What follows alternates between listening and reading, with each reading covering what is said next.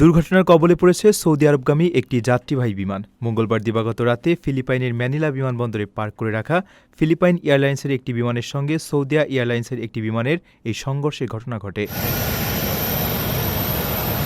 জানা গেছে, সৌদি এয়ারলাইন্সের ড্রিম লাইনারটি ২৫২ জন যাত্রী নিয়ে জেদ্দার উদ্দেশ্যে যাত্রার প্রস্তুতি নিচ্ছিল। ট্যাক্সিওয়েতে চলাচলের সময় বিমানটির বাম দিকের ডানার প্রান্ত ফিলিপাইন এয়ারলাইন্সের পার্ক করে রাখা এয়ারবাস A320 টেইল ফিনে আঘাত টানে।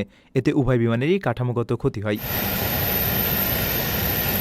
তবে স্বস্তির বিষয় হলো, এই ঘটনায় এখনও পর্যন্ত কোনো হতাহতের খবর পাওয়া যায়নি এবং উভয় বিমানের যাত্রীদের নিরাপদে সরিয়ে নেওয়া হয়েছে। সৌদিয়া কর্তৃপক্ষ এক বিবৃতিতে জানিয়েছে, যাত্রীদের গন্তব্যে পৌঁছানো নিশ্চিত করতে তারা সংশ্লিষ্ট কর্তৃপক্ষের সাথে সমন্বয় করে বিকল্প সহায়তার উদ্যোগ নিয়েছে। অন্যদিকে ফিলিপাইন এয়ারলাইন্সের ক্ষতিগ্রস্ত বিমানটিতে ঘটনার সময় কোনো যাত্রী বা ক্রু ছিলেন না। এই অনাকাঙ্ক্ষিত ঘটনার কারণ অনুসন্ধানে ইতিমধ্যে জোর তদন্ত শুরু করেছে ম্যানিলা বিমানবন্দর ও এভিয়েশন কর্তৃপক্ষ। আপনার স্বপ্নগুলো আকাশ ছুবে প্রবাসীর হেলিকপ্টারের মাধ্যমে। বিয়ে, জন্মদিন অথবা যে কোনো বিশেষ প্রয়োজনে হেলিকপ্টার ভাড়া করতে যোগাযোগ করুন স্ক্রিনে দেয়া নাম্বারে। প্রবাসীর হেলিকপ্টার, নিরাপদ ও সাশ্রয়ী বাহনের বিশ্বস্ত নাম।